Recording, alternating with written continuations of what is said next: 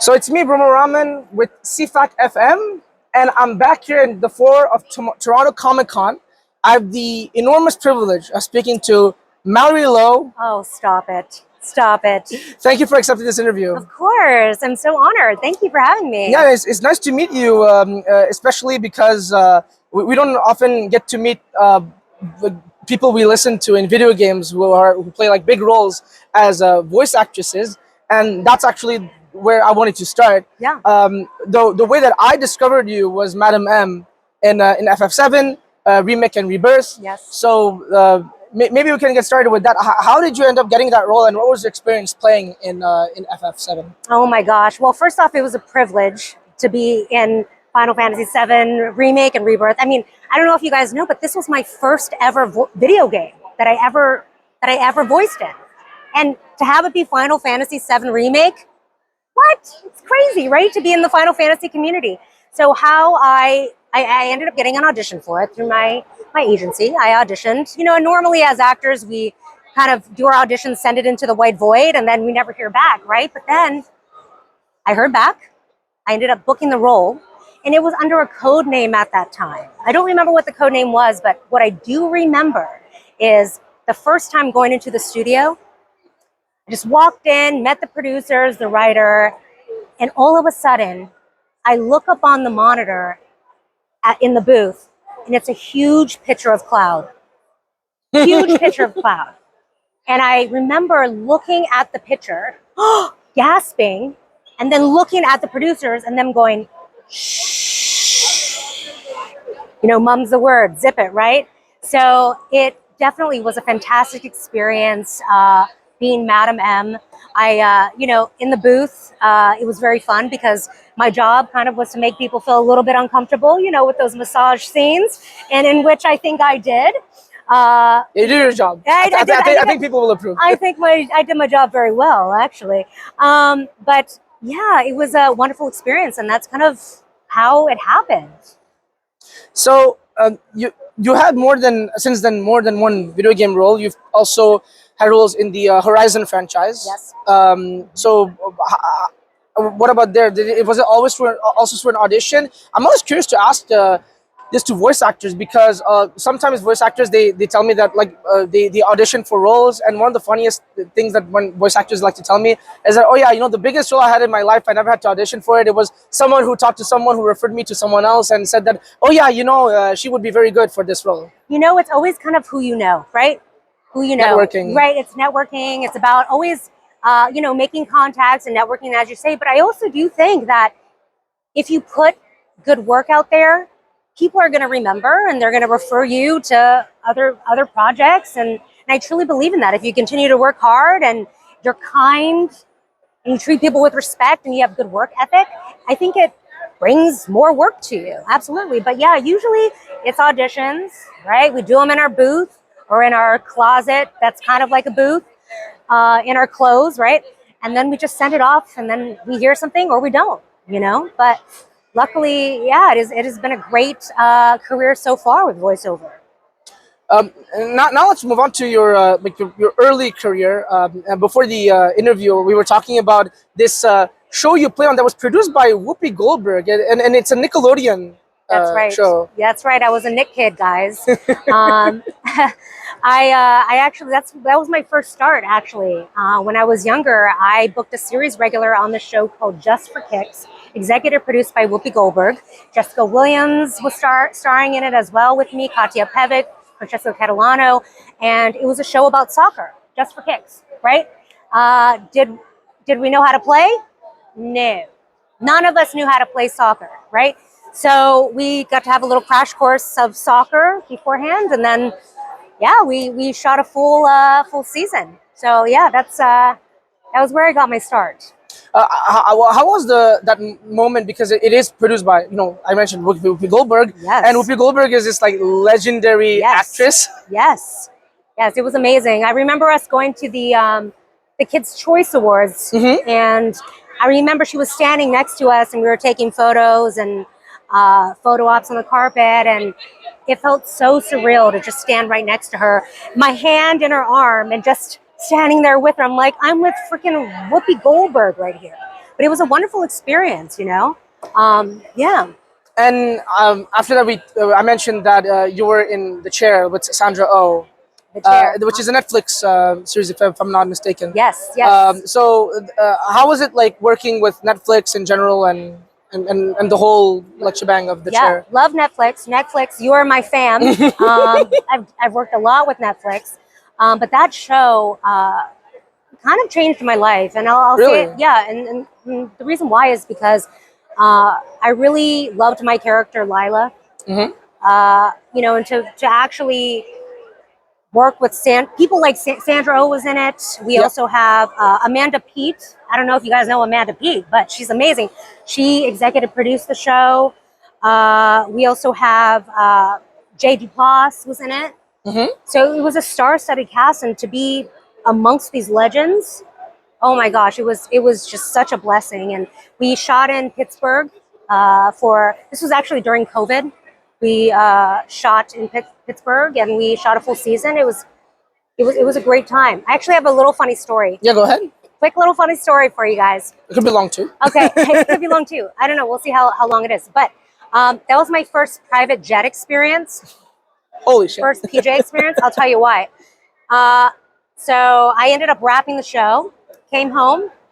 I was on my way to celebrate an anniversary at the time, and I get a call from no other than Amanda Peet calling my personal cell phone. She calls me. She says, "Hey, Mallory, we wrote something else for you, and we want you to fly back to Pittsburgh." I'm like, "Say less. When?" She says, "Tomorrow."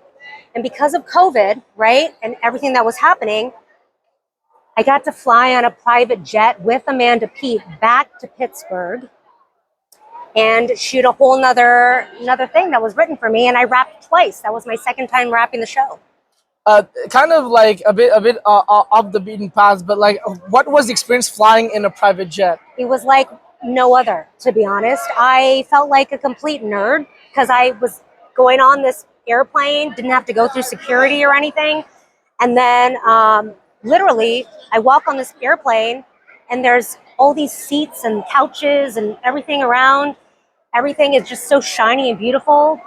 And I'm thinking to myself, where do I sit?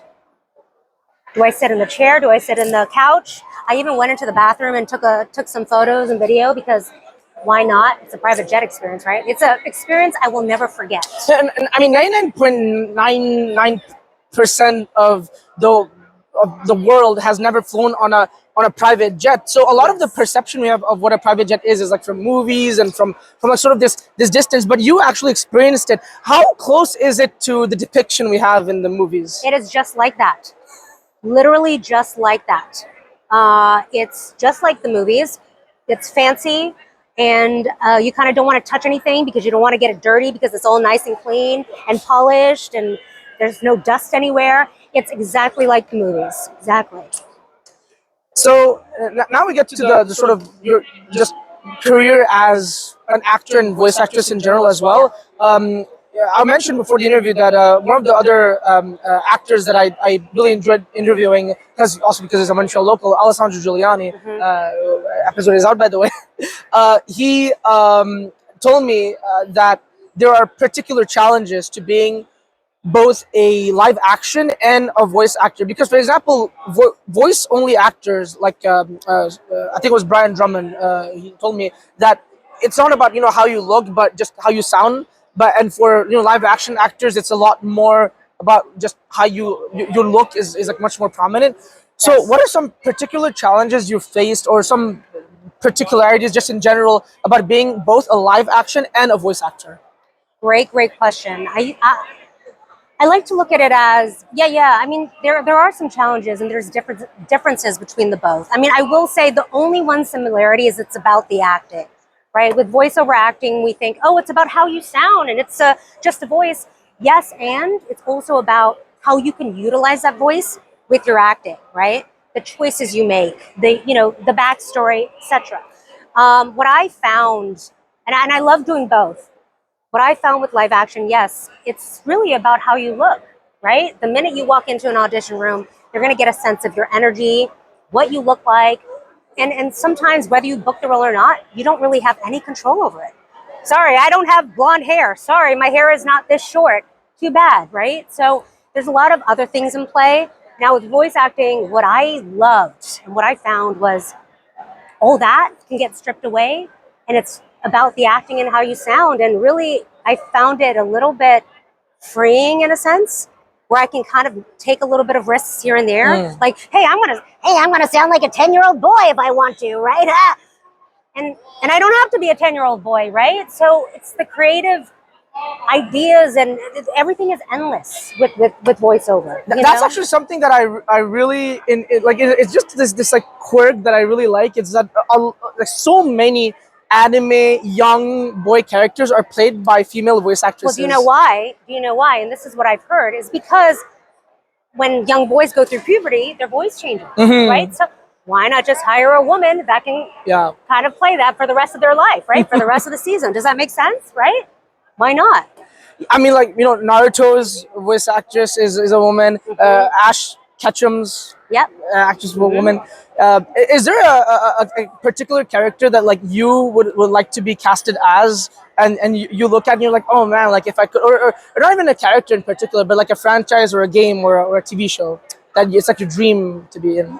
A dream. You know, I recently watched the whole Avatar series. The Last Airbender? Yes, The Last Airbender. I would have loved to be a part of that series. Wow. Oh, that was such, you know why? Because it showcased and spread awareness of the Asian culture. Made me proud to be Asian, you know what I mean? And just I loved the writing and the comedy. Everything about it was fantastic. About that like designation tag, what does it mean for you to be Asian? Because it's something that's like it's I remember during the whole BLM movement, there was also the Stop Asian Hate movement aside, but there was a lot of discord within it as well, because for example, people who are Chinese, they're very strongly identified as Chinese, and they sort of in a sense don't see eye to eye with this sort of meshing with the like just being sort of into that whole pot of like, oh, I'm just an Asian.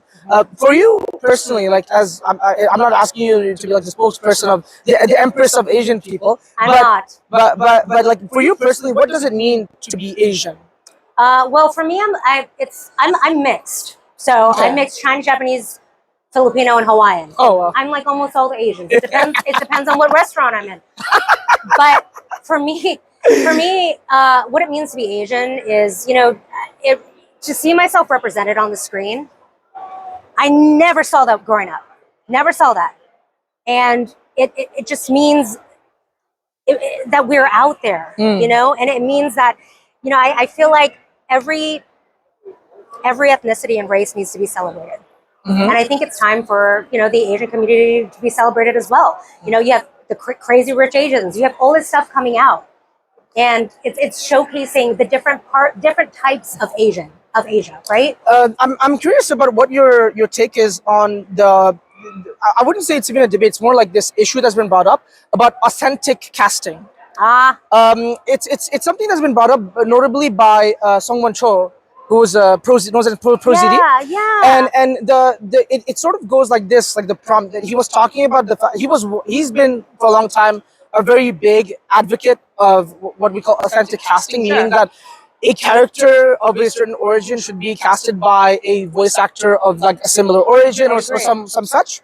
And he later wrote a post where he complained about the fact that he was called to cast for an Asian character in a show, an animated show. And he saw another character that he really liked, and he's like, oh, can I read for this character? And they told him, no, that character is white. And people sort of, I wouldn't say clowned him, but they criticized him for that. It was like, look, you're the one who asked for authentic casting, but isn't that the result of what you were asking for? I'm just curious about where you would situate yourself in this matter of authentic casting. In this topic, I think that authenticity is very important.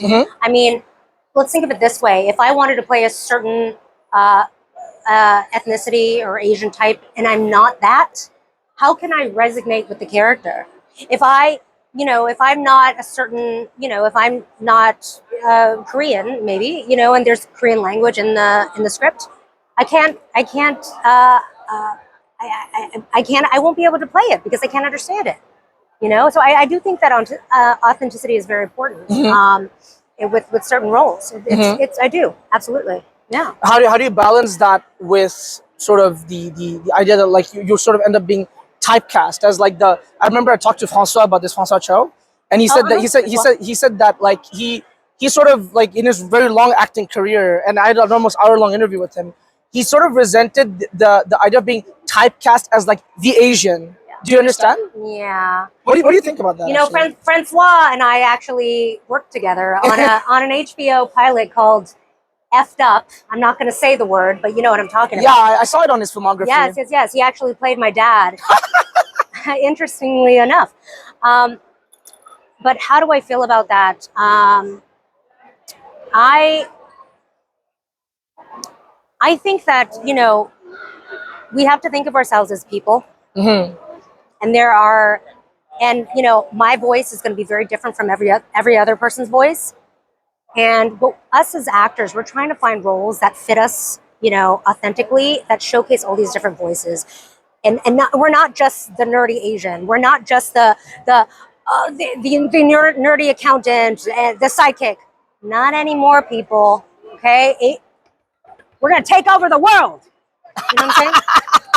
Sorry, I just had to say it. Or the martial artist, you know. Yeah, exactly. You know, that's what I mean. We're more than that. We're more than that. And I think it's the time now that we're, you know. Yeah, I mean, you say that, but how do you think that can manifest, like in substantively on the screen? I think that we need to have more people behind the scenes that are like us Okay. to tell the story, right? So, you know, because think about it, if we don't have Asian writers, we don't have a diverse production or anything like that behind the scenes, how can these stories be written and be told, right? So we just need to advocate for our Asian storytellers and storytelling. That's it. But it sort of comes back to the authenticity point as well. That there's the discourse around Demon Hunter, for example. That like it was recently when was it during the Oscars? I forgot, but like there was a speech the when they won the award, they were talking about like it's a celebration of Asian culture, and there were a lot of people who are like it's an American. They're Americans who made a thing based on American culture, cosplaying as Asians. I'm curious about when you talk about authenticity, like how can we bring like genuine authenticity, not just like cosplaying, not just the appearance of authenticity. Like, oh look, there's like Asian characters who have like a K-pop style, but actual like the actual substance of the culture into the content. I think it's just creating the stories, because I think that we consume a lot of media as a society, and we need to create an awareness, right? I Yeah, I mean, I think that's the only way. If we don't see it, how can we know anything about it? How can we, you know, if the stories aren't being created? I think that's what it comes down to. It's just people behind the scenes creating these stories so that society can can understand the different cultures. You're a relatively new voice actress or actor compared to a lot of like the veterans around. Like you're quite young, and in that sense, what are some of the unique challenges you would say you faced just coming up in this field? Um, you know, I don't know if I've really faced a lot of let's see, a lot of challenges. You know, honestly, I've faced a lot of really good things. To be honest, You can talk about those. you know, I mean, Positivity. I mean, positivity is a choice, y'all. I I have learned so much in this in my journey as a voiceover artist from so many different veterans that I take it all with me into my work, into my creative journey. And I gotta say that I have been so blessed and grateful to have been around such veterans. So, I mean, I don't know if I really faced any. I mean, you know, the challenge, yeah, could always be getting the role, this or that, or they gave it to this person, too bad. But that comes with the territory of being an actor. You know what I mean? You're not always going to get the role, and that's okay. It's going to go to the best person. And as actors, we have to just kind of realize that, and we move on. We learn, we do the audition, we learn from it, we move on. So it's really a learning experience. Yeah, I mean, you know? voice actors always tell me that like the norm is to get rejected. Like it's the norm. That's it. That's literally the norm, is to get rejected. So we're so used to that. The best person for the role is going to get it at the end of the day. A lot of these TV shows, like live action, I mean, they're very I'm guessing like physically demanding, because for 45-minute or like even a 20-minute episode, we're talking about hours and hours of footage a lot of times. What kind of routine or what kind of good habits do you think do you personally keep? I can't actually speak in the name of someone else, in order to stay in this rhythm. Say that one more time, the last part. How do you keep up this rhythm as a live action actor, having these really long and grueling days and shooting periods? You mean, how do we stay afloat and survive? Basically. Is that what you're asking me? Let's see here, and this will be our last question. Yeah, I know. So I saw him. how do we survive for long, grueling shooting hours? A lot of vitamin C, a lot of sustenance and food, and just I think being around a good energy of people, production, it helps a lot. You know, to just bring, how you bring your own energy to things with excitement and gratitude is what matters, I think. You know. Mallory, you're amazing guest. Thank you very much for the interview. Thank and you. Any advice for the folks back home who want to become an actor or voice actress like you? I would say how you show up matters. Show up authentically yourself with a lot of energy and a lot of gratitude and excitement, and I think it'll get you far. Also, take classes, learn your craft, etc., but always approach everything with vigor and excitement, because life is wonderful. And thank you so much for having me. Please tag me. You could find me on Instagram. Always. Yeah, find me on Instagram at Mallory Low, MALLORYLOW. It'll be in the description. Yes, and let me know your favorite part of the interview. I would love to hear about it. And thank you, and love it. Simple. Yes, thank you guys. Bye.